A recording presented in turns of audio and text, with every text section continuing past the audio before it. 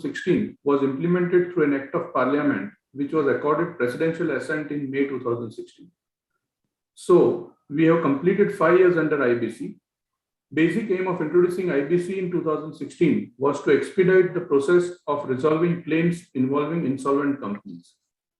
The IBC process has changed the debtor-creditor relationship. A number of major cases have been resolved in past 5 years, while some others are in advanced stages of resolution. However, it is felt that the IBC process enacted was not addressing stress involved in SME sector, and to deal with such stress, there was a need to have a separate process notified. Accordingly, pre-packaged insolvency resolution process was introduced in Insolvency and Bankruptcy Code 2016 for MSME enterprises effective 4th April 2021. Pre-packaged process should be adopted as a preventive plan and taken at an appropriate time with the aim of debt resolution and business restructuring. It provides for a time-bound process to resolve insolvency. In a country like India, where capital is scarce and there is huge employment opportunities created by SME sector, it is of utmost importance to protect the capital creating and economic value accretive businesses. With large NPAs over the last decade accumulated in public sector banks, India can ill afford to have further NPAs generated through SME sector too by letting them slip into insolvency. The pre-packaged process is still nascent, and at BCAS, we felt that professionals should be given insights into its functioning in a brief manner. Accordingly, we decided to invite CA Sajeve Deora. I can say that he is a veteran and an expert on dealing with stressed assets and planning revival of businesses. I know Sajeve ji since last 2 decades, and whenever we have met, it is to deal with the stress and revival of businesses. Before Sajeve ji is formally introduced, I would like to provide a brief of the BCAS activities to the participants who are not actively involved at BCAS. BCAS has the tradition to be an enabler of harnessing talent. As a service to the profession, it has been providing quality service, and it is in its 73rd year. Those who are not members of BCAS, I urge them to regularly surf the BCAS website to gain insights into the professional verticals which are catered through its quality programs. This will develop an instinct to become part of BCAS as a member. This year, theme for BCAS is ESG, Empowering, Scaling and Globalizing. Our endeavor will be to bring offerings which will cater to each aspect of the theme. This lecture meeting is toward scaling of professional pursuits of our members, whereby they can become business advisors and enable their clients to come out of stress and revive their businesses. Now I request Vice President Mihir to briefly introduce the speaker, CM Sajeve Deora. Thank you and have an enriching session. Thank you, Abhay. CA Sajeve Deora has over 38 years of experience in areas of insolvency professional and advisor for restructuring, turnaround and liquidation of business and debt. He has experience of making representations before regulatory authorities and tribunals in matters pertaining to corporate and economic legislations, and advising and implementing plans for business development and consolidation and acquisition, divesting, takeover of business and real estate, audit and assurance services. He is, of course, a fellow member of the Institute of Chartered Accountants of India, Insolvency Professional registered with Insolvency and Bankruptcy Board of India. Professional associations include as a director of BTG Global Advisory, which is a UK company, a global network of restructuring and turnaround professionals. He is a member of International Insolvency Institute, a USA-based organization working to improve cooperation in international insolvency. He is a member of HWWICP, Hamburg-based global organization set up to support to insolvency professionals. He's a member listed on panel of arbitrators maintained by the Institute of Chartered Accountants of India. Indeed, a very interesting profile. And Mr. Deora, stage is all yours. Indeed, an honor for us to have you. Good evening, friends. I'm rather pleased and very grateful to Bombay Chartered Accountants Society to invite me. It's such a long association that the society has had with the members of the profession, and I feel really privileged and honored to be part of this evening. Thank you, Abhay Bhai and Meher Bhai and Kinjal Bhai, and a very good evening to all my friends. Yes, my experience of these over 3 decades has been essentially in insolvency, restructuring, what used to be hitherto before the areas of merely consensual restructuring between banks and between borrowers and lenders, which was more of the lines under the Companies Act or under the Sikh Industrial Companies Act, or various other formats which are non-statutory. For instance, the CDR or the S4As and the similar like formats. Now, insolvency law has, as Abhay has mentioned, changed the position quite a bit. Why did we need the insolvency law in the first place? If I just take a while into the history. Insolvency was there in the presidential towns earlier, which was brought in by the British because when they were doing work with Indians in the Indian market and the East India Company was trading, you'd often find that persons trading with them would go insolvent and they would have no means to recover. Essentially because their activities were confined to these 3 large port towns. So therefore the insolvency provisions were brought into force. And the administration of the state was the enabler for that purposes. Then, of course, we've seen 391 in the Companies Act, we've seen Sikh Industrial Companies Act, we've seen various schemes of the Reserve Bank of India, which were though non-statutory, but they had the force of the law when taken to the courts. So all this led to having a better format because as you have a right to grow, you have a right to shrink, or people should put you to terms if you're not able to perform. It's not a recovery mechanism, but it should be seen as a mechanism for the purposes of reorganizing yourself. Insolvency law, which came in 2016 December, may have seen some problems. That's because there were these zombie companies in the market which have been sick or which have been inefficient, insolvent for long enough time. And an insolvency law coming in 2016 now cannot just refine or reform everything overnight. It does take time. So these companies have faced problems for years together, and now suddenly you have a new mechanism. So therefore, the jurisprudence has to set in. People have to get trained. Capacity building has got to be there. Now, all this experience of about 5 years has led to some significant changes over the model insolvency law, which various countries do practice on. 29A is a very unique situation in India. The basic jurisprudence on any law is that it must relate to the society. So we have a socialist democratic state that comes from the preamble to the Constitution. So when you have a socialist democratic state which has been set up, and where public sector plays a prominent role in the lives of a business, government plays a significant role in the lives of our business in terms of doing business or our daily activities, it is essential that you do not adopt exactly what is happening in the capitalist states or the pure capitalist economies. So 29A was born here because the banks which are lending to businesses have 70% of the debt, and they are public sector banks.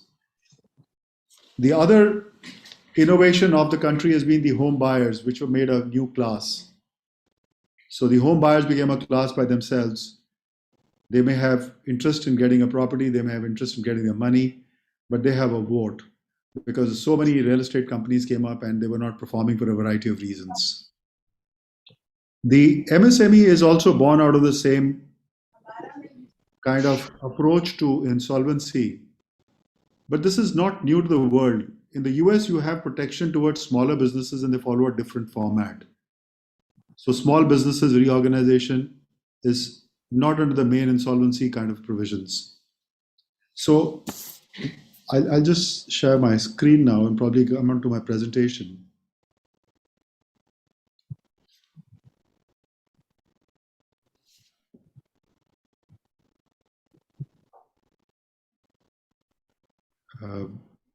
I hope you are able to see the screen.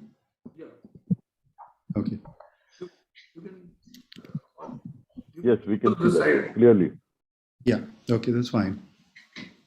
So MSMEs all over the world are very important format of business. The MSMEs in India contribute about 30% to the GDP, employ about 10 crore people. And 95% of the industrial units are MSMEs. And it's also, the figures may have changed, but 50% of the exports before the COVID were at least coming from MSMEs. So therefore, the protection for MSMEs. What this law has also done, I must remark here, is that it has brought respect to the creditors. Creditors who did not have respect earlier, if they went to a debtor, they could probably be not treated the way they're treated now, have improved their position. So people are, or borrowers are wanting to look at documents before they sign on the dotted line because they know there are remedies available against them, which hitherto they could stall one way or another. So in the same vein, what the law is wanting also, or what the insolvency environment is wanting, is that keep the businesses away from fraudulent trading, from trading in insolvent conditions. This typically means that if you are bankrupt or you are insolvent, you should not be trading because you are converting your money to losses and your creditors are growing. So if your creditors are growing and you're not able to pay them, you have actually borrowed much more money and increased your losses, and the society at large is suffering. A pre-pack is born out of this device that let's not look at people who have become insolvent. Let's give them a chance before they become insolvent or they think they're going to become insolvent. In certain civil law countries, including Germany, I must add, if the board of directors of the company feel that they are not going to be in a position to pay an invoice within 21 days of its falling due, they must report for insolvency. That's a cash flow test. That's exactly what we have now. What was hitherto a balance sheet test. In the BIFR under SIC industrial companies, you had the balance sheet as the test point. Your net worth is eroded. But now it's moved to a cash flow test. Such being the situation, similarly, a position does arise in India that when should you report for insolvency? Prepax is a very wonderful word. It's taken us over 4 years to reach this point, to bring about a law or provisions in the Act which we think that should protect the smaller businesses.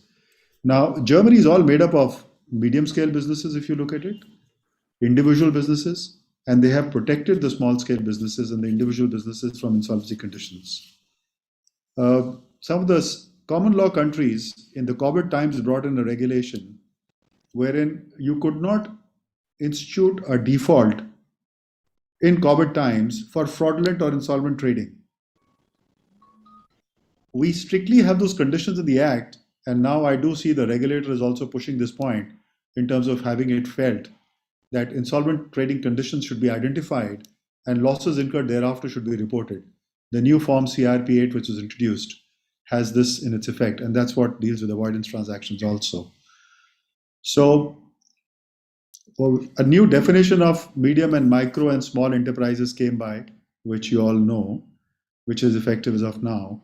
So, any unit which is registered as an MSME, which has a plant and machinery test as per Income Tax Act, where only plant machinery and equipment is included and intangibles and other assets are not included. The turnover is linked to your income tax return, GSTIN or CGST filings that you do. Now, that determines who you are. Are you a micro, small, or medium enterprise? You go and register yourself, which is an online portal, and thereafter the format of the pre-pack is available to you. Why has it been made available only to MSMEs to start with? Well, they are the ones who need the most protection, especially in times of COVID. If they have difficulty in doing business going forward, let people come and help them in a proper format, in a proper scheme of things, wherein they can come out of this financial difficulty, sustain the business, and be employment providers and business providers. MSMEs are linked a lot to the promoters or the owner's own skills. And the current definition of MSMEs does not distinguish between manufacturing and services. The limits apply to both the segments equally. So if you have a person who's a designer of clothes, and has an MSME industry, and he's a designer himself. So the skills lie with him. If that man is out of the business, probably it's very difficult to resurrect the business going back. Similarly, asset ownerships are a lot of times intermingled. A person could start a factory in his own building. How do you protect the business from the asset? Or a brand is registered in his name and he starts selling, and now you cannot strip the company from the brand. If you do that, either the company will collapse, the brand will not be there. There could be personal relationships between suppliers, employees, workmen, contractors, with your customers. So these personal relationships in MSME are very important. It's not an organization where you have everything laid down in proper rule book and is being followed through the hierarchy. But here, you need to protect the businessman, the promoter, the investor, the capital provider, and the business. Yes, there are some caveats to which we will come to. Sajivji, Yes. I think the slides have frozen. So if you can move. No, I had not moved forward. I was in the slide 2. Are you able to see slide 2?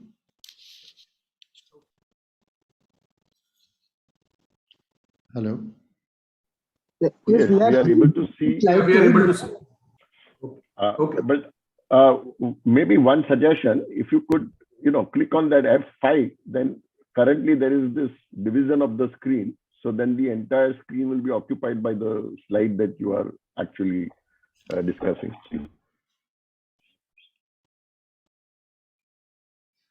Have we reached there? In a slideshow, if you could probably just go on a slideshow or just Yeah, I'll go on the slideshow then. Sorry. Yeah. Yeah, that's my fault.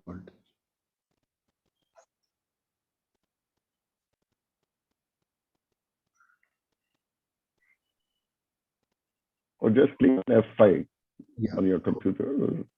That should.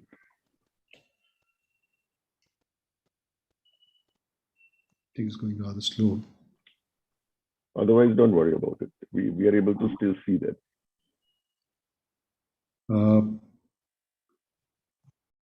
Just a sec.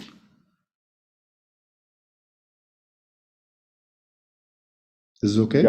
Yeah, this is fine. Absolutely.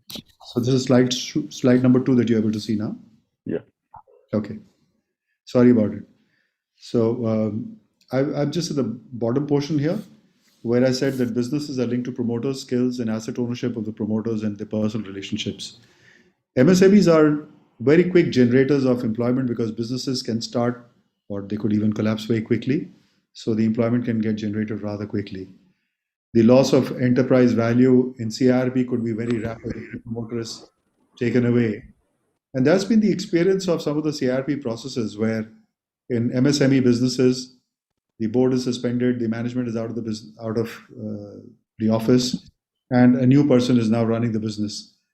The workers don't speak to him, the suppliers don't give credit because the person they dealt with is not there anymore.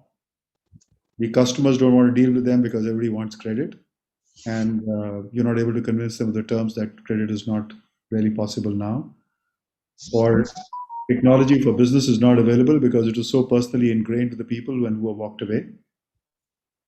So all this learning has led to that let's protect the MSME, let's protect the erosion in enterprise value in a CRP process by continuing to engage with the owners and the management.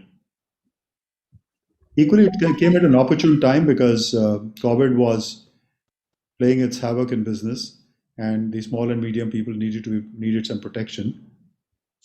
Also, the experience has been that the costs of CIRP or liquidation are disproportionately high, as opposed to some of the other modes that the lenders may possibly adopt, which is SARFAESI or DRT or any other recourse to assets. So though we are not seeing IBC as a recovery mechanism, we are seeing it as a debt resolution or insolvency resolution mechanism. But at the same time, cost is an important factor because the end product is to service the debt of the organization. Therefore, the cost comparisons became important in this kind of consideration. Just one minute. Next slide. This is Now, what is the pre-pack going to achieve? Is it going to achieve? Sorry, this is. As I mentioned, it's going to achieve protection from wrongful trading, fraudulent preferences. When you are in stress, you are likely to create more credit or rely on more credit. And if credit is coming cheap or easy, or maybe there could be some misrepresentation and gives you credit, you are doing wrongful trading. You must report your insolvent condition. And this is what pre-pack is going to provide to you. In fact, when you file an application, we'll come to it later, you have to make a declaration that there are no transactions which are avoidable transactions. It'll also protect you from fraudulent preferences. Some creditors may want money to give you more money. Some creditors may want money and promise you more, but not give you money. You could make sales and monies may not come in, or there could be liabilities inflicted on you by enforcing conditions in guarantees or covenants under debts, which make you completely difficult to operate thereafter. So the underlying objective here is you act before the creditors take action. But you need to show your bona fides to get the support. A bit utopian also at times, because we are dealing with creditors who are significantly also public sector banks or public sector agencies, and they may have their own compulsions. They may have their own reasons to support you or not to support you, because nobody wants to support a sinking ship at some point in time. But yes, if you've acted in time and this is your first or second attempt in resurrecting your own business, my experience says that creditors will come forward and support you. They do want to give you a chance because cost of displacing a management in business is very high. The creditors may come forward with waivers and concessions, essentially the financial creditors or the long-term debt providers, etc. Over a period of time, my experience says that you keep collecting a lot of assets, and by mentality, we are not geared up to sell assets. Our mind does not accept that an asset I've created, I should sell off, be it tangible or intangible. A lot of times we're not able to discover value in our own business, that where it could lie. Can we do a sell and lease back and create liquidity? Can we license? Can we franchise? Can we give out some assets on royalty? Can we lease out some surplus areas? Can we reduce the workforce and convert them to contractors on piece rate basis or on efficiency or performance basis? So there are a lot of ways, even in a stress situation, we could be sitting with scrap at the backyard, and we may not just want to sell it because somehow it doesn't strike us that the scrap needs to go. So either you get in from somebody from outside who will help you do all this, unless you're able to do it yourself. So convince your financial creditors that here is where the money lies, here is where the debt reduction can take place, give me some sacrifices, but the end result is that I want to align my debt obligations with the expectations of cash flow so that I can achieve a long-term revival. That's what entire restructuring is about. Yes, at times it does mean pushing the can down the road, but then the road must come to an end rather quickly, or the can must give way. Both of them will not exist for all the times. So can you restructure your debt obligations with some sacrifices, forbearances, waivers, concessions, and your expectations of cash flow with a right of recompense which is available to the debtors, to the creditors? You may be able to see the light at the end of the tunnel. Yes, if you continue to delay, the tendency is, yes, I can do it tomorrow, I can do it day after, I still have time, there's nobody sitting outside my door. Well, nobody comes outside the door. They go to the courts, they go to the tribunals. So if that is the method, you would probably be coming to know about it after a decision has been taken against you.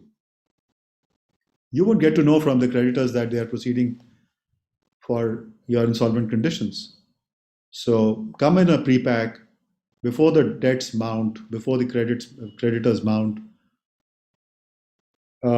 Interesting situation, I must tell you that the revenue department, the IRS, the HMRC in the UK and US are one of the big filers of insolvencies in those countries. They don't wait for amounts to mount or liabilities to mount before they start filing their claims.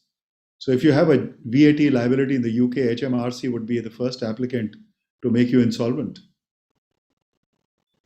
Similarly, in the US, the IRS, in Australia, the Revenue Service will come and file they're the biggest filers in Australia, as a matter of fact. So here the situation is yet to come to that point. You have GST liabilities, you may not pay it for a few months and still survive. But there is not, in the Western world, it's not likely to happen. So will this deterrent also come here? Well, I'm sure one day which will force you to go in for pre-packs much earlier in the day. You don't do it, the others will do it for you. That's what the famous thing of insolvency is. That you don't protect yourself, Section 7 and 9 will come and haunt you.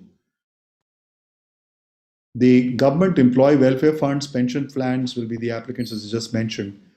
The pension plans have a deficit because pension plans are allowed to invest in equity instruments in some of the developed countries. Similarly, some part can be invested in India. If the equity market is falling down, you have a contribution deficit. If the equity market is going up, there's a mark to market which is available.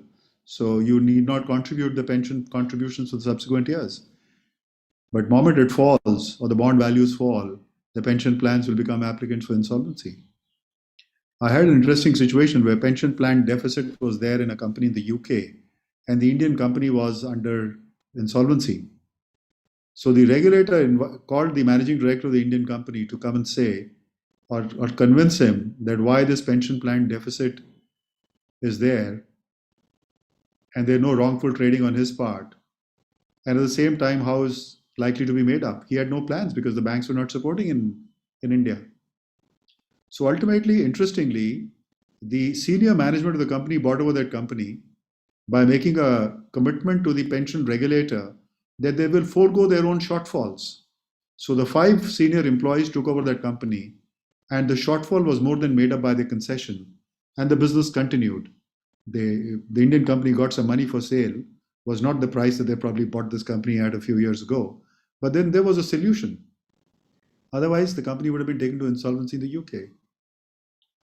So before your viability of operations reduced, like in this example I just shared with you, which is real life, the employees were able to protect with the help of the pension funds or the pension regulator who put in enough pressure. And this company is an operating company, is doing much better now. Tomorrow, when the sacrifices are required much more, the delay in your initiation of insolvency will be the reason why we'll probably not get the support and you'll have to fight a lone battle. So if you want to fight collectively with the help of others, the situations in business will keep coming and going. Now, this is an opportunity which is available, which must be seriously considered as one of the options. The default level here is 10 lakhs, which is interesting. It's not 1 crore, which was raised for the other categories. We briefly just mentioned 29A. So when are you eligible? If your default is more than 10 lakhs, could be to an operational creditor, financial creditor. But as a corporate debtor and the management in place, you are eligible under 29A. 29A is a unique test which says that you're not in default of implementing a resolution plan or any other resolution plan for that matter. You're not in default on your guarantees, which is of course let go for MSMEs. Or if you're in default, the default is not more than 1 year, which is not applicable in MSME case, which is a very serious concession granted by the law. And then you don't have related parties who are in default. You have not contributed to the insolvency conditions of the business. The corporate debtor should not have gone under a similar process of pre-pack, which is not possible, or insolvency resolution in the last 3 years preceding the initiation date. So you could not be coming out of an insolvency resolution process in the last 2 years and now you say you want a pre-pack. You will have to wait. Your creditors may have to support you, or you may be put into insolvency under Section 7 or 9. You are currently not undergoing any corporate insolvency resolution process. So you cannot go back from CIRP to PPIRP whereas you can be pushed from PPIRP to CIRP, as we'll see in the subsequent slides. You're not under liquidation. I do find after this pre-pack provisions of Section 54A onwards came under the law book, the MSME promoters have been wanting to resurrect themselves through this pre-pack process. But if the company is in liquidation, you have crossed the threshold. It's quite late in the day. Maybe a bit onerous on people who were already put into liquidation before this law came into force. But nevertheless, that's where it stands. Now, once you are eligible, what do you do next? A financial creditor of 10% or more proposes the name of an IP, which is an insolvency professional. A meeting is called. 66% of the financial creditors will approve the name of the IP and his proposal for fee, etc. The management will then declare that the application will be filed within a period of 90 days, seeking initiation of PPIRP process. Let's call it process for this purposes. This 90 days is given so that everybody can come on the same table, discuss, and we take something which is nearly final to the tribunal. Management will have to declare that this process has not been initiated to defraud any person. We've seen a very serious penalty of 1 crore levied in a case where it was found that an operational creditor was probably working not at arm's length with a corporate debtor, and it was an insolvency proceeding which was organized for the purposes. So if insolvency is being organized to defraud a creditor is not genuine, then of course you are put to terms. So management's own declaration would be a false declaration attracting penalty.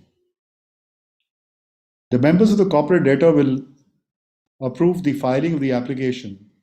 The fact that you're going to file an application will be approved by way of a special resolution. The management would have prepared a base resolution plan, which we call a BRP as in the law, and 66% financial creditors have been provided this BRP. They've had a look at it and they said they feel that yes, we can go ahead with it. They're not giving their consents, but then yes, there is a plan and they feel like it's something which is doable.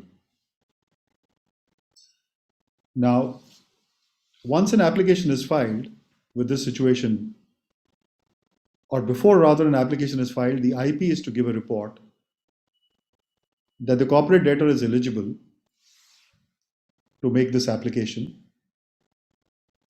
and the BRP or the base resolution plan conforms to the requirements of the law. Which are the requirements of the law? That what all a resolution plan needs to have. The IP's duties shall cease. He shall no longer be in office if the corporate debtor or the company fails to file the application to the adjudicating authority within a period of 90 days.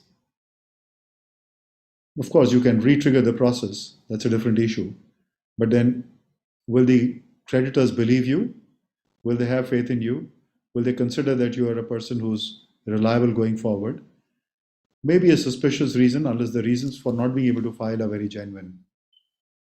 Or you file an application and the application is rejected. The application could be rejected if it is incomplete and you have a cure period and you don't cure it within the specified time, or if it is otherwise not found in order. If it is found in order, the process period will then begin. The insolvency resolution process period will then commence. The fees of the IP on approval of the application for initiation of the process shall form part of the costs. So whatever work the IP has done until now in terms of giving a report, it is all part of the process cost.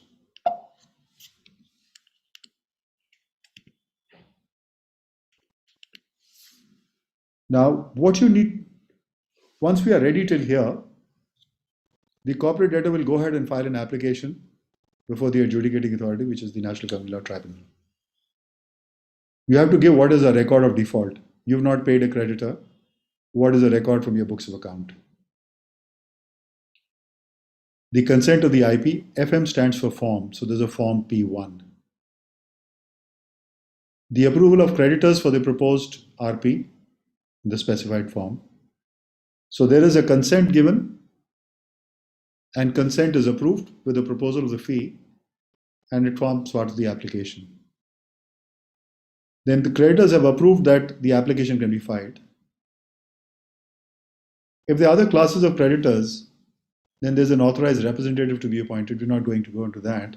So consent of the AR if required, if there's an AR going to be there, would be enclosed with the application. The declaration will be there from directors and partners, which we just saw, that they will. This is not to defraud anyone. Members' resolution or partners' resolution will be there. Now, the company itself will declare that there are no avoidance transactions. This is the key to the entire process. Avoidance is when there could be preferential transactions or undervalued transactions or extortionate transactions, or they could be fraudulent transactions. These are all avoidable when the insolvency process begins, and the resolution professional is required to examine these transactions and come to a conclusion and approach the authority, which is the NCLT, to reverse the transactions or the benefits of these transactions be restituted to the company, which are lost otherwise. So the company itself will say that there are no avoidance transactions. As the stress develops, my experience is that people would adopt to some sort of means to create more money in the business one way or another. Or if they see a sunset period, they could be taking away the assets. So either there's mounting of liabilities or there's siphoning away of assets. In either of the situations, it's important that the company doesn't suffer with the losses that have thus been caused. In some of the developed countries, you would see that it's even the lenders or the creditors which are being sued for restitution. If the company was insolvent and the banks continue to lend money to the company or the borrower, and as a result of that, the losses accrued and interest was recovered by them, that money has to be restituted back. It goes as far as back as that. I once asked one of my friends in Germany as to what is keeping you busy, Martin. So he said, suing the banks. And this is like almost about 10 years ago. And he says, I find a lot of fun in that. I have another friend of mine in Hong Kong, is a very accomplished insolvency professional and a liquidator. And his famous statement is, I like to sue big accounting firms, big auditing firms, because I can find them easy praise. I don't know how true is that, but then he does mention about a lot of successes he's had. So though there may be no avoidance transactions with the accounting firms or auditing firms, but surely with the banks or creditors you could have had. Or the owners in management may have themselves taken away assets in the sunset period. So conduct in sunset period is very important. I'll just add something here, which is though not in the law book in India. Excuse me if I'm digressing a bit, but there is something called phoenixing. I've always advanced this idea in my other meetings with people that we must get in laws on phoenixing in India. A person who's in software business will start a software company in the name of his son or his brother or his wife or his sister or daughter or father or mother. And the same set of people start working there, same customers will be there, same IP will be involved, premises could be somewhere close by. This should also be an avoidance transaction. Phoenixing in Australia and some of the other countries is criminal. And there are safe harbor regulations as to what can be phoenixed and what cannot be phoenixed. There be a report from the RP that you just mentioned about, the audited financial statements of the last 2 years, and the provisionals which are not more than 14 days old from the date of application. DOA stands for date of application. So your accounts have to be up to date. You have to come with the most current statement of accounts. The latest MSME registration, of course, is required, and an affidavit of the corporate debtor that you are eligible under 29A. The statement of affairs, which is not more than 14 days old, it should have read 14 days, should, along with it, accompany the list of assets and security and liabilities, list of secured claims and security, and dues to other creditors and connected persons. This is very important. Details of guarantees given in relation to corporate debtor, third-party guarantees, banks' guarantees, own bonds, sureties that you may have given, and details of members, partners, their shareholding, and their level of control, involvement, engagement, etc. So this makes your application in Form 1, which is part of the PPIRP regulation rules, complete for filing. After you filed your Form 1, the adjudicating authority will admit the application within 14 days if it is complete, or reject, give you 7 days notice to rectify defects and cure the defaults, if any. The process will begin on the date of admission of the application. So your 120 days, which is a period provided for resolution of insolvency, begins on this day. The process ordains that an approved plan will be submitted within 90 days. We saw there was a base resolution plan which is coming from the company. This base resolution plan can be improved. An opportunity will be given by the creditors that you please improve the plan if they so want it. But whether it is a base plan or is it a third-party plan, it has to fall in place in 90 days. If it is not, the RP is required to file for termination of the pre-pack process. Like in a CIRP, in a normal other ongoing insolvency proceedings that we hear about these days, a moratorium would be declared, which of course will come to an end on termination. A moratorium would typically mean that no proceedings can continue in terms of recovery, in terms of enforcement, or in terms of guarantees that the business is given. But that does not mean the assessment proceedings will come to an end. That does not mean that any process of law will come to an end. But yes, the legal proceedings, the recovery proceedings will come to an end. The IP who is nominated in the application, who has done this base work, is appointed as the RP. Of course, there is a test that he is not in default and he's not been debarred, or he's not. He's a person who's compliant with IPPI. Sorry.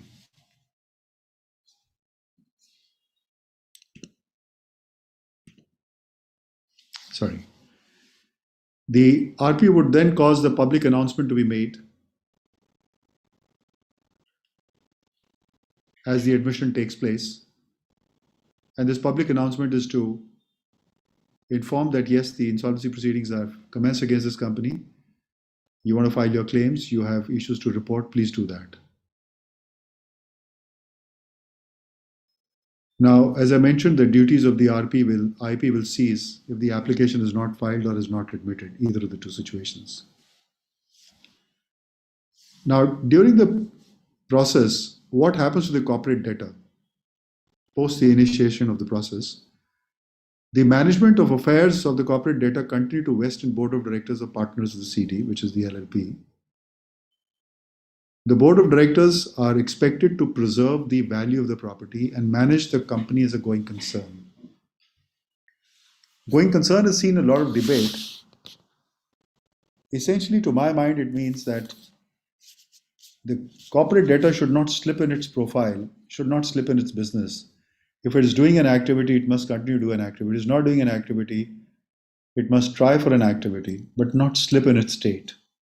It must remain a concern where the liabilities do not mount, of course, other than the interest which is accruing on your borrowings, which of course comes to an end as the moratorium commences because the liabilities are frozen at that point in time.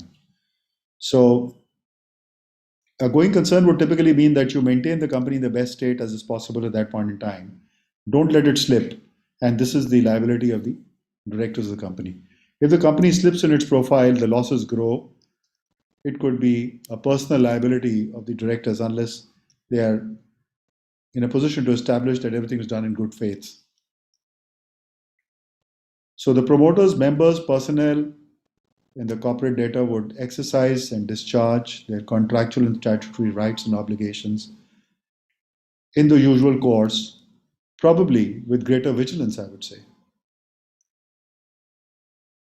If, of course, during the process period, at any point in time, the creditors committee considers that the management of the corporate debtor should not continue to vest with the board of directors,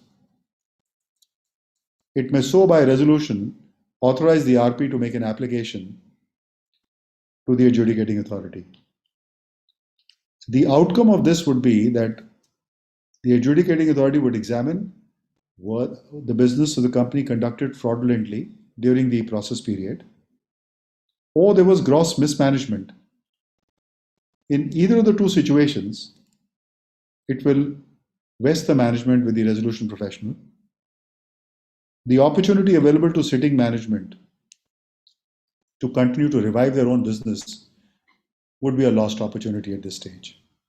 So as I mentioned initially, this is an opportunity to the sitting management to preserve their own business, come in early, don't let the debt defaults grow on you, don't let the violations and the breaches become difficult for you to handle. Do it when others are supporting you. Tomorrow, if you're led in the sunset period to do anything which is fraudulent or there's mismanagement for whatever reasons, even if there is a good faith-based mismanagement, you say, I was vigilant, but it happened. The support may get withdrawn. On initiation of the process, the company is expected to hand over to the RP within 2 days of commencement. Mind you, the timeframes are very, very strict. They get monitored very strictly by the regulators, both by the IPS and the IBBI. And the adjudicating authority for timeframes is very sensitive. There's been relaxation during the COVID periods, but do not assume and presume that this has continued to exist. So the RPs to take on assignment if they are geared up, the RPs to stick to the timeframes, and probably you have to overwork to ensure that the timeframes are met with. Difficulties are bound to be there. You must report the difficulties. You must try to seek redressal of the difficulties. Don't sit on the difficulty yourself that time will resolve them or I'm not liable. The onus will come on you. The costs and the damages will come on you. So if the claims are provided to you, or the list of creditors is provided to you, you have an advertisement, the claims are going to be filed, and you would have securities, interest, and other details provided to you. Even it's to the extent that a preliminary information memorandum is made available by the management to you within 2 days.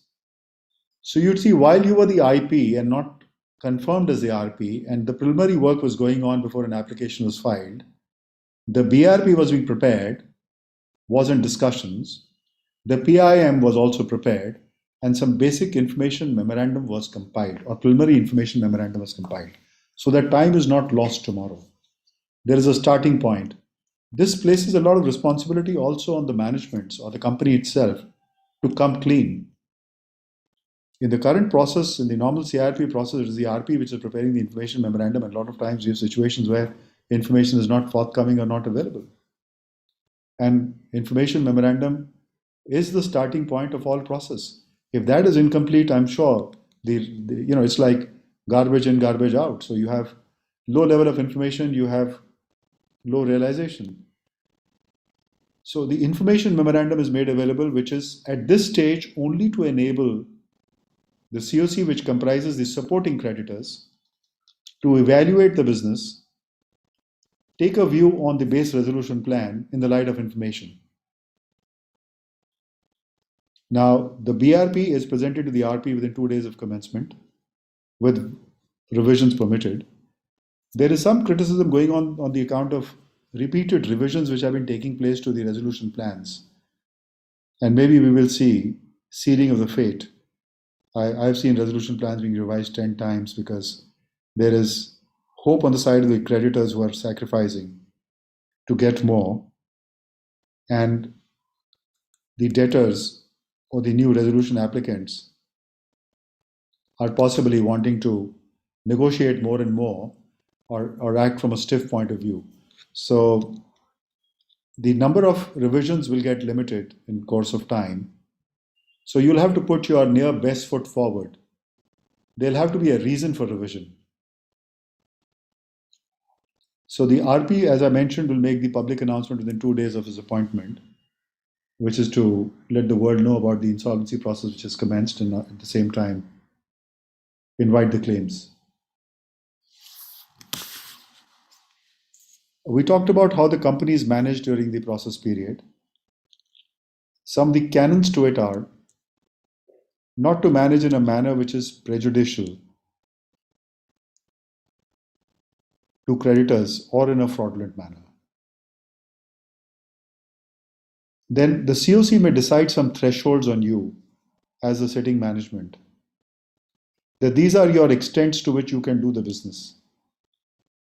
This could be not issuing payments to a particular party over a certain amount in a day, not making related party payments, not entering into long-term contracts, not giving credits, not making cash payments without actually taking cash credit, without taking cash discounts, not to terminate employees, not to sell, mortgage, assign any of the assets, which are of course the loan covenants also. So the thresholds for conducting the business will be defined by the COC, which you are expected to observe.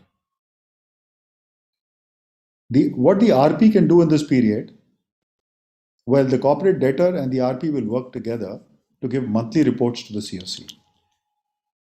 The reports typically will contain the legal proceedings, which have material impact. It's probably best to report as much as you can whenever in doubt. In insolvency situations, because the entire business, entire activity, and all the stakeholders are on a format that it's good faith activity. So disclose most as you can. The details of key contracts executed during the reporting period, if any. Any other matters, because you are the sitting management. You means the management of the company is the sitting management. So therefore you must report whatever you think is material for forming a decision on your plan or not to form a decision on your plan.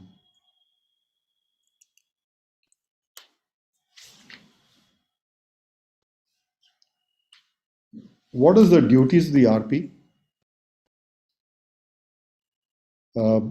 It's like any other process. He has to get across to the claimants, inform them, maintain their updated list. He has to monitor the management. He has to constitute the creditors committee and convene the meetings. Inform the creditors committee about breaches and obligations of management, if any. Use the information memorandum, preliminary memorandum, which is provided to prepare a detailed memorandum. Avoidance transactions. We talked a little about it earlier. So if there are any transactions which he discovers, which are avoidance transactions, in the last 2 years prior to commencement of the process, they must get reported, because losses of a corporate debtor must be restituted. Company is an entity, though a person, but does not have a voice. It will have the voice of people who are controlling it. So when the company has already been given a certification that there are no avoidable transactions at the time of filing the application, this must hold true. I would, of course, caution the RPs here also to take firm and serious legal advice in confirming transactions, whether they're avoidance transactions or not avoidance transactions. There is an overzealous approach, which I find in a lot of people at times, to report transactions as avoidance transactions when they strictly could not or may not be avoidance transactions. Everything which is done in the last 2 years is not avoidance. If there's consideration received, there's money received, there's value which is appropriate to a transaction, the company was not insolvent, was not doing fraudulent trading, then of course the business is in the ordinary course. So when did you first discover, as a sitting management, that the company is insolvent? When did you first discover that you're likely not to sustain yourself as a going concern? When did you first discover that you are in default and you may not be able to remedy the default? We don't have a civil law country kind of a test of 21 days, but we have an objective cash flow test. So to remain out of avoidance transactions, you must report in early. And RP must make an assessment and report avoidance transactions. And then he must, of course, observe the conduct and the business being carried out by the management of the company. He has powers to access accounts, electronic records, attend board meetings and committee meetings. He can appoint accountants. He can appoint other legal professionals They have to be all through proper competitive pricing and reporting to the Insolvency Professional Agency. Now, what a restructuring could actually entail under a PIRP process. You could transfer all or part of the assets to one or more persons. The lenders are consenting, the creditors are consenting. You don't have difficulty in selling off your assets, become asset light. You could merge or demerge. There could be changes in shareholding because the management can give a proposal either itself or with any other investor. If you're a listed company or an unlisted company, you could cancel the shares or even seek a delisting from the stock exchanges. The securities can get sacrificed. The covenants of lending agreements can get cured if there are breaches. Constitution documents can change. You can issue new securities in lieu of cash, property, etc., etc. There could be changes in your line of business. There could be concessions you could ask for from the government if they're within the law. Two examples I'll share here from my experience. One is of a company I did work for many, many years ago. Of course, it was this was a scheme under 391 of the Companies Act. The company approached its creditors and it said that, look, I don't want any concessions. I'm going to give you equity for all your debt. And I must say with a lot of pride in this case that, at least on the part of the management, they were able to convince the last person, also a creditor, to take equity in lieu of debt. And the lenders agreed for a one-time cash settlement. He had a lot of public credit because of the nature of business that he was in. And the company's net worth was positive. It was not a sick company anymore. It came out of 391 on a scheme being sanctioned. Well, the creditors thought if they don't, the unsecured creditors, some of them that I spoke to, they did think that, look, this is a case where we're losing the entire money, might as well get equity because this equity was performing at one point in time. And 2 years down the road, after the company had resurrected its business, had restarted its activities, it got taken over by another company. And all the shareholders got an offer for sale. And people who did not sell still recovered many times over their credit. Of course, these situations do not replicate all the time, but then if the intentions are good and the stock value does appreciate and the business revives, sure, there is value gained by everyone. Another case I know of is of a pre-pack which was in the UK. The model is different. There the promoters can come back into the pre-pack and there's no 29A, etc. because the banking is all with the private sector banks. A business got sold which was for 12 million pounds for like 4 million, less than about 2.5 million pounds. And I was representing one of the stakeholders which had a 35% stake in the ultimate holding company. There were two layers in between. And we tried to object to the process that here the management itself is buying into the business. But we were completely thrown out. They said nothing doing. If you don't have any value in this business because you are 35% stakeholder indirectly. The value of the business has already been assessed, which is lower than the credits owed. So if the creditors are agreeable, you don't have a say in the matter. So that is how pre-pack worked. If I talk to my friends overseas, I said, what does your pre-pack look like? They would say we do all the work prior to the pre-pack beginning, before we go to the courts. We could have worked for maybe a year. Maybe here we have 90 days as a declaration of the management that we will file the application. But here, about overseas, you could have people working for more than a year. So discussions go on the base resolution plan. And at 9 a.m. in the morning, the process is triggered. And all the escrows are created by 12 noon. They break for lunch. And at 4 o'clock, all the securities are released, monies are disbursed, the pre-pack is over, and the entire process is accomplished. It's a very different way of doing things because the environment is different, the society's level is different, the expectations, the capital employed people are different.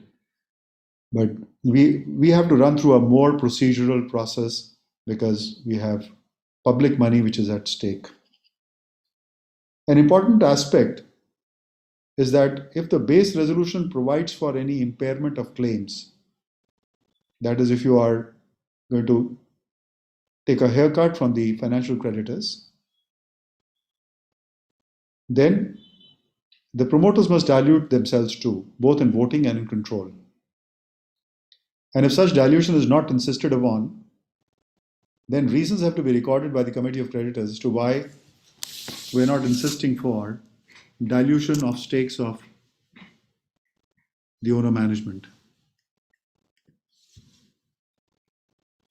What a resolution plan must contain. It's like any other resolution plan. The affidavits of the resolution applicant that they are eligible, that they have not contributed to failure of any other resolution plan. Information submitted by them is true and correct. There's serious liability if information submitted is incorrect. And banks now want these declarations to be taken from the resolution applicants. The term and implementation of the plan and the schedule for that. How will the company be managed and controlled during the period of the resolution? How are the interests of various stakeholders being taken care of?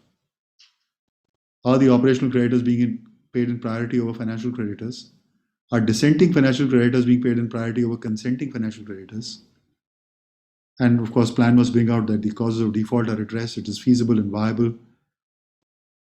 Effective implementation through monitoring is provided. The timelines are laid down. And the resolution applicant has the capability to implement. He must demonstrate himself through his own credentials. Now we come to the approval process. This is all happening at the base resolution plan stage. Well, the base resolution plan will be considered if it does not impair the claims of the operational creditors, who would be the suppliers, the workmen, the employees, the government, etc., and the taxes. If there's no impairment, COC is convinced, information memorandum is good, they have been able to make proper analysis, they may approve it for submission to the adjudicating authority. If it does not approve this plan, they feel there is still greater value which can be achieved for the stakeholders, or the operational creditors' claims are being impaired in any manner, that there is concession being sought, then it is incumbent on the process that other resolution applicants are invited and resolution plans are invited from other people, which would be competitive to the base resolution plan. We hear so much about the Swiss challenge these days. So this is some sort of inbuilt mechanism for a Swiss challenge, where you start with a plan and now you want to test the plan, that is it a fair price? Because there are people who are going to be suffering haircuts. But yes, if the financial creditors are suffering haircuts and the promoter is also suffering a haircut and the financial creditors are happy with it, then there's no difficulty. But yes, if the promoters are not suffering a dilution and reasons are recorded, then still it is fine.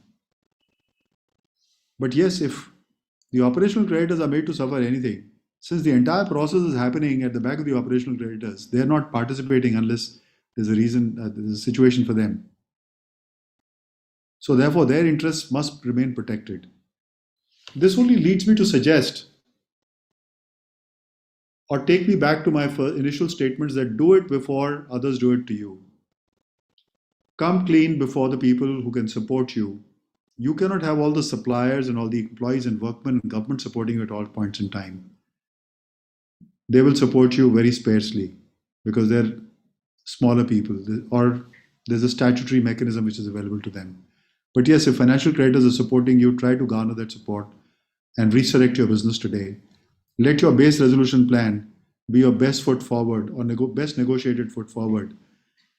And there should be no inclination for anyone to even think that we should match it by inviting offers from others. Now, the inviting offers from others is the same process as is in the CIRP mechanism, wherein you would have an advertisement inviting the plans, you have the evaluation matrix, you have the information memorandum to be shared with them. There's a time scale which is provided to all this. There are various forms, very detailed forms which have been laid down as part of the PPIRP process which have to be adhered to. You must share with the investors or potential applicants the basis of evaluation. Interesting concept is of a tick size. So they cannot be, you say, I improve my plan by 1 rupee, so you're better than the other. No, the plan must improve by a certain percentage, certain number of points in terms of rating or otherwise. And the manner of improvements that should be there. So the plans received will all be evaluated, and the plan with the highest score will then be selected. This is a case where the base resolution plan is now competing with others. So there is a tick size issue. You've lost the bus once, but now you have to compete with a lot of other people. So if the COC were to approve the base resolution plan, or if no resolution plan is received, or the base resolution plan is significantly better than other resolution plans, then the base resolution plan moves forward. If there is no other resolution plan, no base resolution plan is approved, the process would come to an end. And something I mentioned about tick size, this is the bottom grid you can look at. If the resolution plan is not better than the base resolution plan, say I give X, I am the setting management, and you give X minus delta, then the scores must be disclosed to everybody. That I have a score which is 5 and you have a score which is 4.5, or I have 45 and you have 55, so that I can know that how the improvements must take place, or how I must benchmark with the others. It is not a closed room evaluation. It's an open evaluation where you are made to better, thinking that why the other person is getting it, whilst the other person is getting this company and the resolution plan, and why I'm not getting it, I'm failing on the following grounds. So the process of improvements continues on a tick size, on a tick time interval which may be provided, and it can go on for 48 hours. And the higher score holder would then ultimately win. If nobody is approved, the process will terminate and come to an end.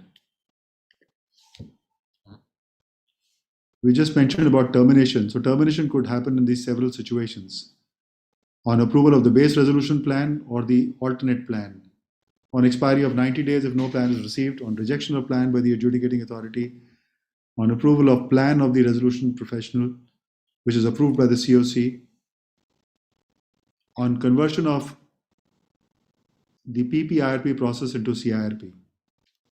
This is a very interesting concept, that if the COC approves under section 54O and the corporate debtor is eligible for a CIRP process, it may make an application through the RP to the adjudicating authority that this process be converted to a CIRP process. It cannot go forward as a PPIRP process, which means it must get open to all. And then the consequences are different. It's nearly as a Swiss challenge, but in a CIRP environment. There, of course, the promoter's chance would be seen separately in a separate process altogether. The RP would then be appointed as an IRP in that case. If no plan is still approved, it will be termination of the process. Now, we saw in certain situations that the adjudicating authority can put the management out of the sitting management in a PPIRP process and hand it over to the resolution professional. If that were to happen under 54J, which is the relevant section, the resolution plan must result in a change of management. If the resolution plan is not resulting in a change of management and there is a backdoor entry to the sitting management who was ousted in the PPRP process because of fraudulent conduct, because of gross mismanagement, then the PPRP process would terminate and come to an end. There are these model timelines which are provided, which, as we discussed, is quite strict otherwise and need to be adhered to in a very timely manner, because this would probably also have a direct impact on your rating as a resolution professional. So T being the commencement date and 120 is the last day within which the process must get completed and the order passed, possibly. At least within 90 days, the plan must be with the authority. Within this period, you have to have the public announcement, you have to put in your information memorandum in place, you have to appoint the valuers, constitute the committee, hold the committee meetings, invite alternate plans if the base plan is not agreeable or is not finding favor, form opinion on avoidance transactions, file the application for avoidance transactions, restitution and making good the loss of the corporate debtor, and ultimately whatever is the resolution plan must get filed before the authorities. Come to the last slide. You may have probably been thinking that there's a lot of process involved, a lot of procedures involved, timelines. So what is the real advantage in this process? I come back to my initial statement that do it when you can do it yourself and manage your business, unless you have abandoned your business. If you have abandoned it, then law will take its own course. Others will do it to you, what you could have done yourself. It is a process which leads you to sustainable restructuring. You have a couple of windows available. A couple of times you can go back to the authorities, you can go back to the creditors and seek their concessions, forbearances, and waivers. So how does the NCLT see this? Well, 66% have approved. These are experts, financial creditors, who can understand what a business plan is. They understand what a process is. Has it been fairly and properly followed? The management deserves or is in a position to revive this company. They have the ability and the capability. So let the collective wisdom operate. And if 2/3 majority agree to something, let it be the wish of all. Criticism which is arising these days is about reasonableness of asset valuation. There is a feeling that valuation may not have been properly done, or valuation is not capturing all elements of the value. Well, I can say I can only share on one point that asset valuations are quite realistic at times. You start insolvency proceedings or CIRP proceedings in a company, no debtor comes forward and pays you the money. So current assets are sticky. Inventory you want to sell, everybody wants a discount off the shelf.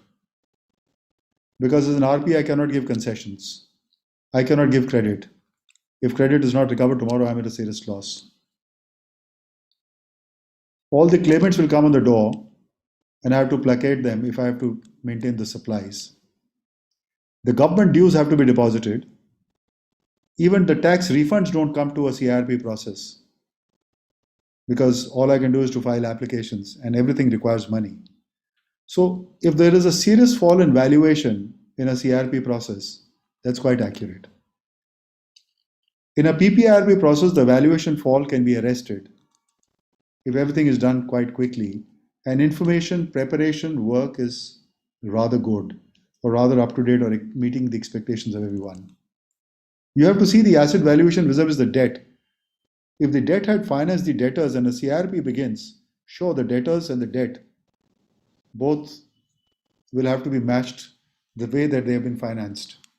But in a PPRP process, the debtors will get recovered, the outstandings will come in, and the debt outstanding can be matched and paid to a much greater level. This will involve a low level of sacrifice, which is the adjudicating authority's prime concern, that what are the level of sacrifices which are being undergone. Of course, you should not have undergone PPRP process in the last 3 years to be able to go back again, which means that what you must put in today, what lenders must agree, creditors must agree, should be a good realignment of your cash flow expectations with the outstandings that you need to pay. In the CDR, we used to have a situation where the debt would be ballooned to the back end. Interest would be accumulated and would be paid in a different set of installments. So all this resulted in matching the cash flows with the liabilities or structuring the liabilities within the available cash flows. Similar could be a situation here. If the business is being carried on, show there is hope tomorrow. If business is going to fall and values are going to dip drastically, the hope will also diminish with equal amount of speed. So there could be lower level of sacrifices, and you must sustain yourself for a period of 3 years to be able to come back again. Otherwise, there's CIRP. A good thing is that there's an availability of an expert, which is the IP. Sorry if I'm calling myself an expert, but then all IPs must call ourselves experts in this business of, or art, I would say, of reconstruction. We have had the privilege of handling complex situations, adhering to processes and compliances so that stakeholders do not see that they are walking in a vacuum or they're walking in darkness, and they know the light at the end of the tunnel. And this expert is available at a certain fee, is a regulated person.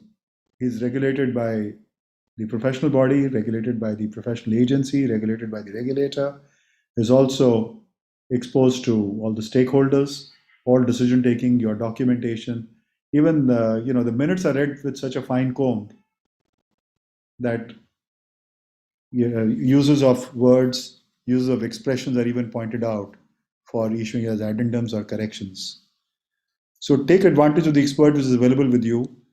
You may need to engage your own experts also, but then there's a regulated entity who's available to you, and the process can be carried out with the help of that person. As I mentioned, there's a lot of preparatory work which is going to go into it, and IP is involved in that process, so you have experts available in that process. So pre-pack gives you that opportunity to deal with the creditors and form something which is more consensual. There's a low level of involvement of the RP, or the IP in this case, because the business is being done by you. He's only helping you in various aspects of the business through and through the process, right from the time the 10% financial creditor decided to engage with XYZ. The operational creditors would see a lot of uncertainty in a CRP process because there's no money, no business, and things have fallen down. Of course, I don't say some businesses have not run. Some businesses may have run better in CRP processes. But the general feeling is that they're slipping a business. Such being the case, the operational creditors will be assured if they supply the material, there's money going to be available, or there's continuity of business which is available, and therefore the sitting management and them are able to work together during this period of restructuring. The role of creditors is very important, which is the financial creditors in this case, who, if they're not satisfied at any stage, they feel that they have been shortchanged, they feel that information has not been coming forthright, information is withheld, there's mismanagement, fraudulent conduct. They have opportunity for avoidance transactions, participation. Who would get the benefit of avoidance transactions? They may support a restructuring going forward. I've seen situations, they may support situations of restructuring going forward and also want the benefit of avoidance transactions. If money has been preferentially paid to a relative and the relative agrees to get the money back, so lenders would have the benefit of that money, or creditors would get the benefit of that money because taken away out of their kitty. But they would support the restructuring. So it's opportunity to remedy your defaults, opportunity to come clean if something has gone wrong and willy-nilly. And they have ability to reject a plan. They can put you into liquidation at any time they want, or convert it to CIRP, or invite alternate plans. So they are in control of the situation as lenders. They're not in darkness because there's an intermediary regulated person who's providing information, providing oversight to the company. So on one side, you have the operations, which have the sitting management, which can provide continuity. You have the person in the middle, who's an IP, who's bridging the gap, providing information to creditors whenever requested or otherwise, whenever required or obligated, and also ensuring that no fraudulent activity or no payments which are preferential take place and business is conducted on fairly and properly. It's a near debtor in possession model, which you see in the US, and this is why Chapter 11 or some of the other chapters are very successful. It's a near control over your business. You continue to do what you like, of course, under certain boundaries. And experience will help us realize that the best person to revive the business is the owner himself, because he's put it up with his sweat and blood. So why not give him a chance and a fair chance? And more so when it's a small business, because cost of resurrecting a business with an alternate management is very high. The applicability of Section 29A test, it's an essential ingredient to the process. You have to cross this test. You have to be sure that you meet this test before you undertake this exercise of having to embark on a PPIRP process, because otherwise you have given away your business in a proper framework where somebody else will come and take it over. You would not have the opportunity. You could be disqualified because of your default in borrowings in some other situation. So be it. Do not go in for PIRP in this company. Look for consensual or other ways of resurrecting your business. So much for now.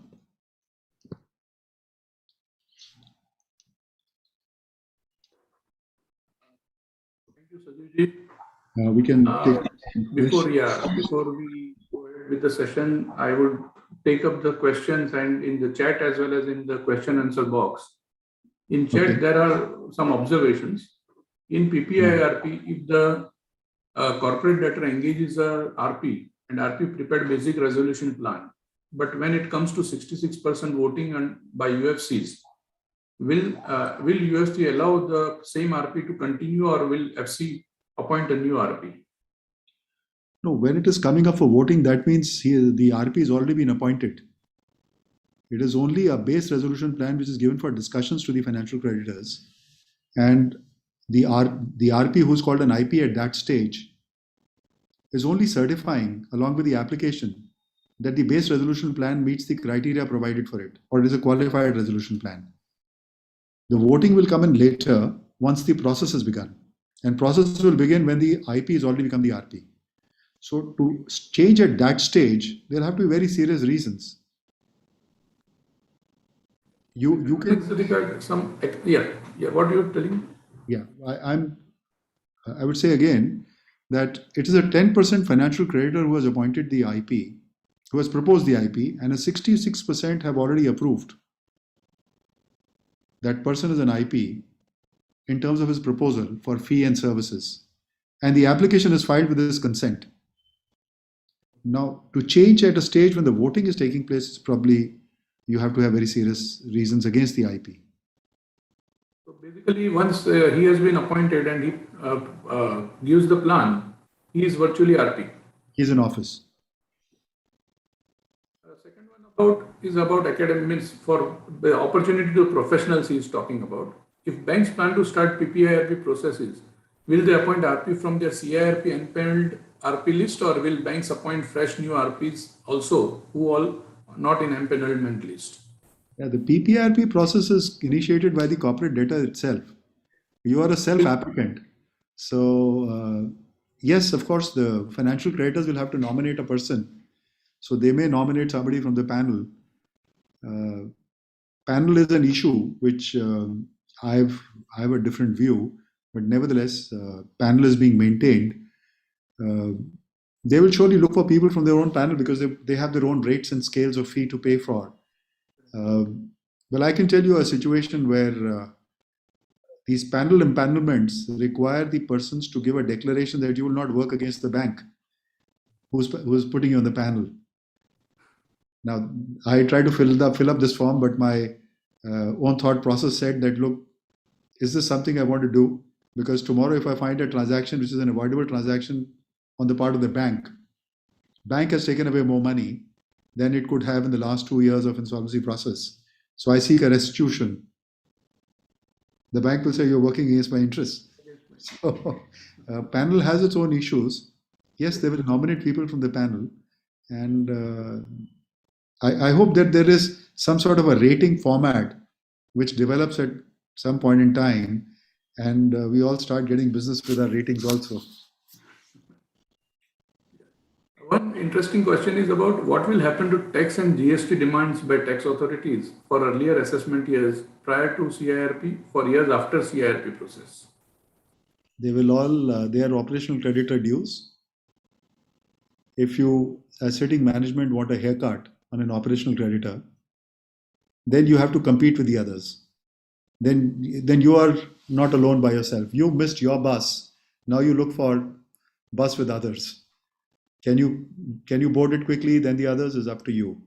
So if you don't initiate this process early enough in the day so that defaults are not there, initiate it when you don't want concessions from operational creditors, which means employees, workmen, suppliers, and government dues. If you want concessions from others, after initiating this process, be ready to compete with the others also then. Now coming to some questions. If the directors have other assets and shares in the different company, then is there a chance that all these assets could be combined in this process? Well, it's an interesting situation. I have seen personally quite a few situations where if there are assets which have been acquired out of the company's activity, if I've taken a loan from a company and I bought a house, Diversion of funds. I've taken a loan, it's a housing loan. That asset would be considered a company's asset. If that asset has been acquired after the bank loans, but I've seen a situation too where an asset purchased and being used for business after the bank loans were taken, though jointly in the name of the owner and the company. So you could possibly, not in a PPIRP own promoter driven process, but when it is public driven process, when you're competing with others, there could be an application to be filed that this asset is an essential ingredient of my operations to retain it as a going concern. And we'd probably bunch it up together with the company's business in the information memorandum and let there be bids for the business with this asset, where X amount will go to the promoter or the owner. If he's a guarantor, it's anyway going to come into the company.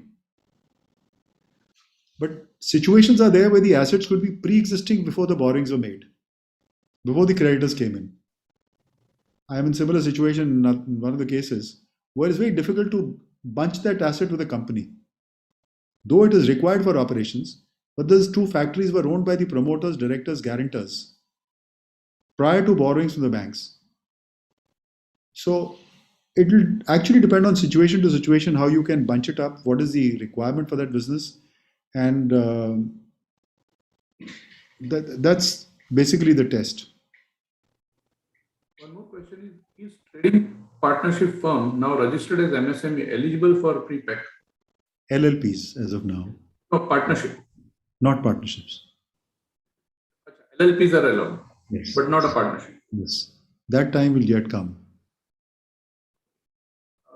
What are the guidelines of RBI in connection of classification of NPAs revenue recognition with respect to PPIRP process debt restructuring? Well, it will be, I may not be able to answer it offhand because The other side of that. How the banks will treat this money. People who audit the banks would know it better, but yes, the account will not get upgraded unless it has been serviced for a year. So service it for a year. The incentive was that the banks would file for insolvency and they could only make provision for 50% of the amount. So there was an incentive to file for insolvency earlier. The incentive is not to come out of insolvency. Even in CDR, the accounts came out of NPA status after they've been serviced for a year, as per the plan. So whatever's your plan, service it for a year. There should be an upgrade then. That's my understanding. This is an observation, I suppose. World Bank and IMF had suggested discharge of promoter debt in SME insolvency. The same is lacking in the Indian framework as of now. Yeah, because the promoter debt cannot be discharged because we have public money at stake. So public money at stake means the Western world doesn't have government-owned banks. The Western world has banks which have been funded through top funding or special fundings, which have gone in times of distress.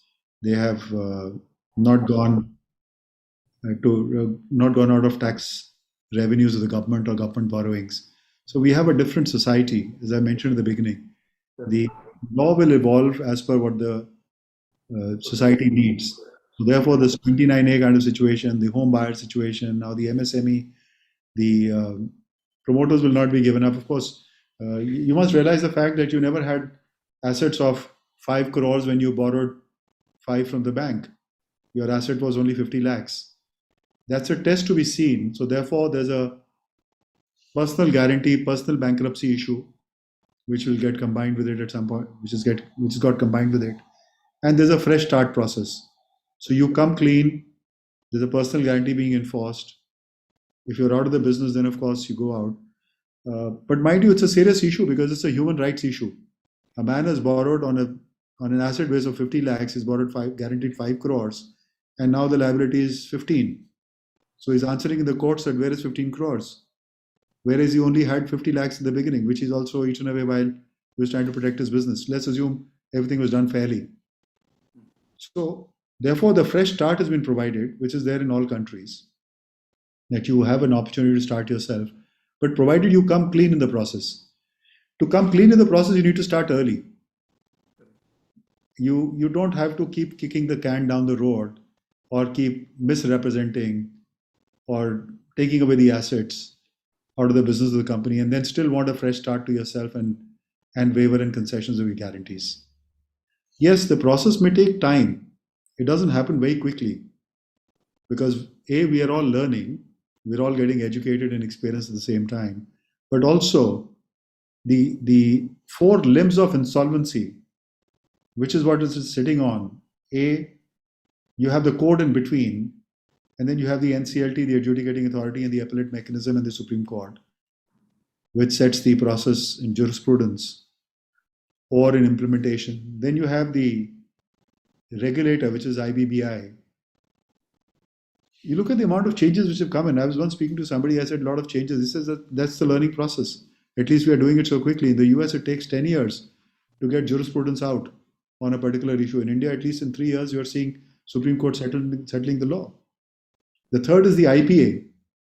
The Institute of Chartered Accountants and the other 2 institutes have done a stellar job, I must say. And they're also improvising, improving, and doing so much of education at the same time with capacity building. Then you have the profession itself. So these 4 limbs which are there are interacting. And of course, on a bit of a easier note, I'm reminded of one of the friends of mine who said that insolvency professional is a person who couldn't take risk in his life with his own money. So while we think we are very experienced, we've not been able to take risk with our own money. Lastly, what about bank guarantees submitted against EPCG and advance licenses that are overdue, but there is no notice against the same? Will it be part of the process? Well, it's a guarantee issued. There's no notice of default. You'll have to meet the default as it when it arises.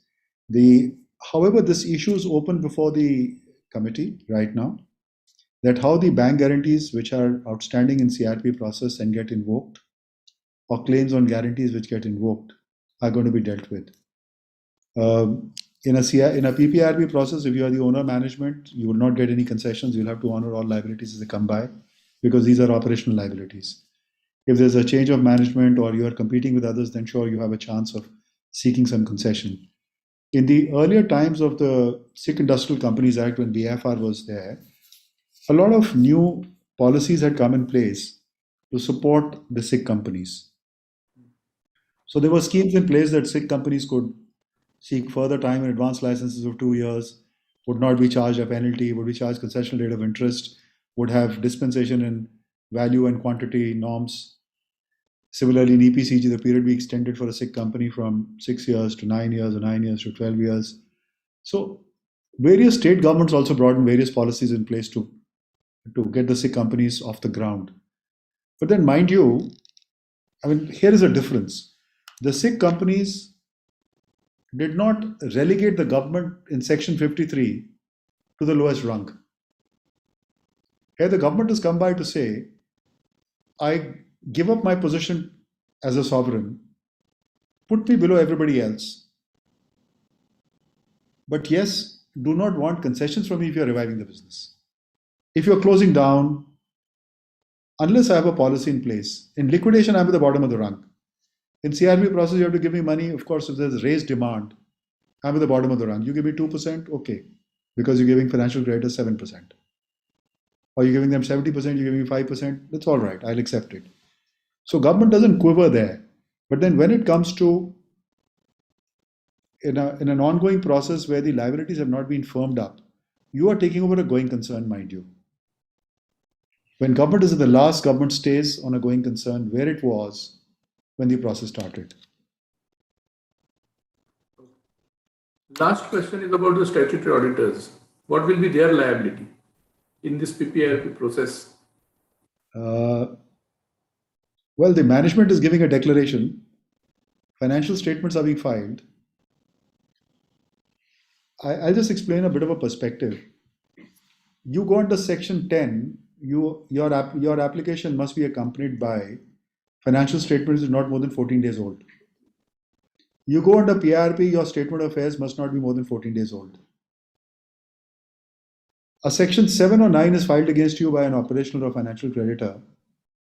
There's no case of a financial statement. I have suggested a lot of times that there should be a case for financial statement to be also made available if a section 7 or 9 proceeding is initiated before the final orders are passed so that we know the final position. The tendency is, I'm going to insolvency, let me write off all my debts. The tendency is, I'm going to insolvency, let me write off my inventories.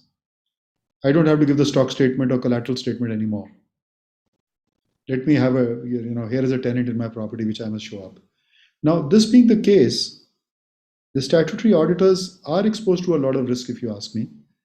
I mentioned about this friend of mine in Hong Kong, don't want to give his name. He says, I like to sue the big accounting firms. A very easy praise. I said, why? He says, as a liquidator, because there's more of administration and liquidation work in these Western jurisdictions.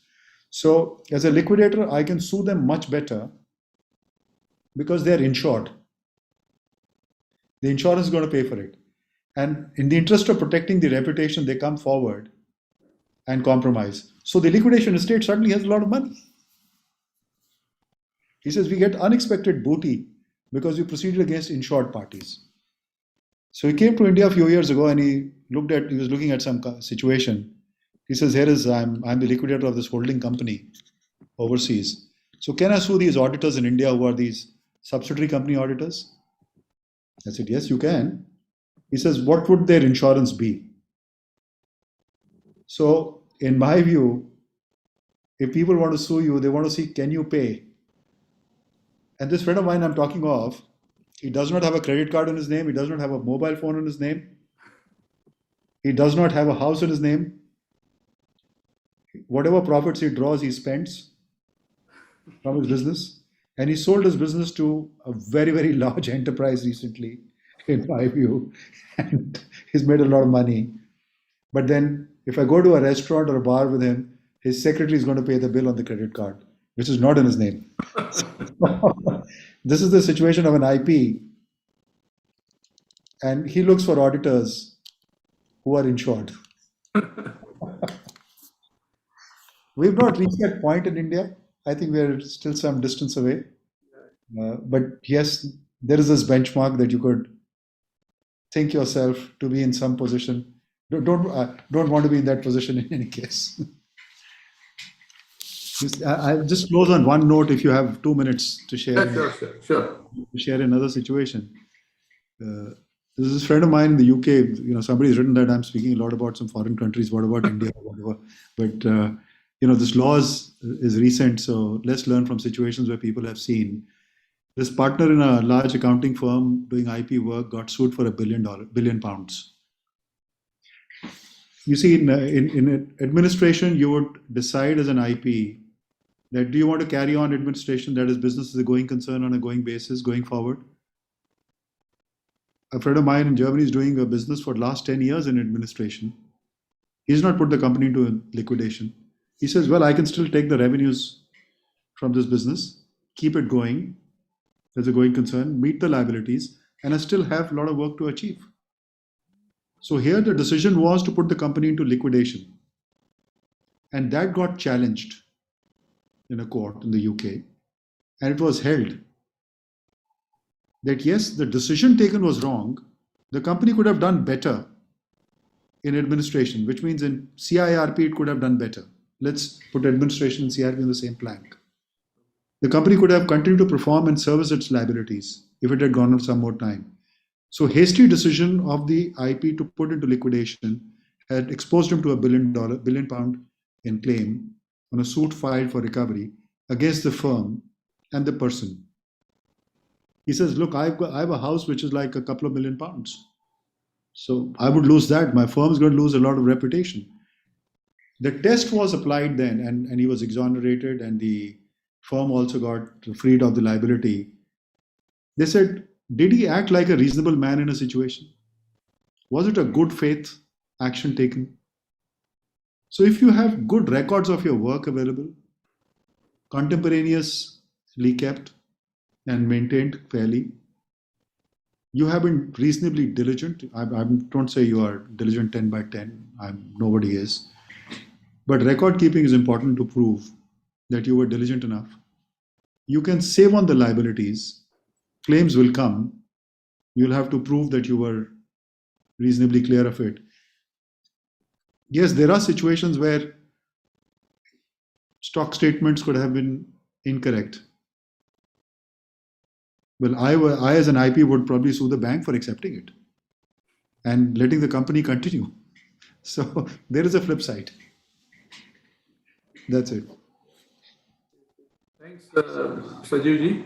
And I think we have lots of takeaways from your session. And it is the initial period when PPIRP is into process, and there will be a lot of things which will happening in this arena. And later on, the experience will be shared by you at a later stage of what all will be possible during the process itself. As you have the experience of CIRP, so will be with PPIRP also. Without taking much of your time, I will request Kinjal to propose a very well-deserved vote of thanks. Hi, good evening, everybody. Friends, before I propose the vote of thanks, let me just announce the forthcoming programs of BCS for the benefits of the members present here.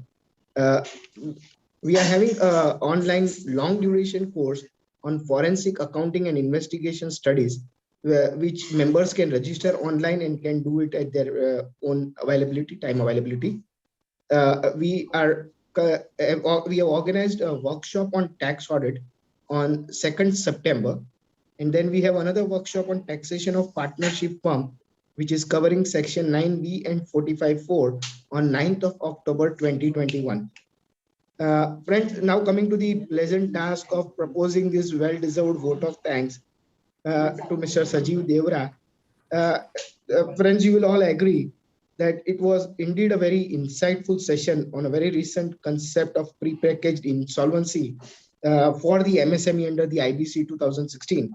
And Mr. Deora has taken us through the concept of insolvency right from as it was introduced under the British era, and then covering the issues under the issues being faced under the IBC 2016. He also covered the practices which are followed internationally and worldwide, which could be taken as the best practices, or he has also covered upon the issues that are being faced while the practices are being implemented. He also introduced the concept of the prepackaged insolvency for MSME, especially the benefit that the MSMEs would derive in the scenario, in the current situation, because of the financial stress being faced by entities due to the COVID pandemic. Friends, he has also covered the various processes along with the timeline that the insolvency professionals should be adhering to, and covering the finer aspects of the insolvency, the resolution plan that the IP should be coming up with. Overall, he has also emphasized that the objective of the scheme is to encourage the management to come clean at a very early stage, rather than manipulating the accounts and then the entire company going bust at a later date, as we have seen recently in many of these corporate entities, and especially the MSME, where it is very inefficient to replace the management So the best way is to continue with the same management, give them an opportunity, and try our best to revive the company by giving some financial support and other relief.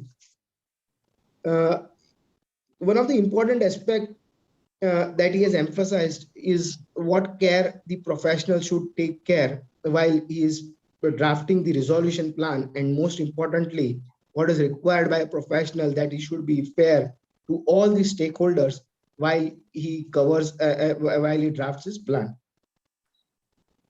Friends, you will all agree that his talk was very enriching and has covered very well the entire process which has been recently introduced. I, on behalf of the Bombay Chartered Accountants Society, propose a well-deserved vote of thanks to Mr. Deora and request you all to carry it out with a loud applause. Sir, it was our pleasure to have you here at BCS platform, and we shall surely look forward when the physical environment start to have something interesting, more interesting on the insolvency resolution plan at BCS office in the near future.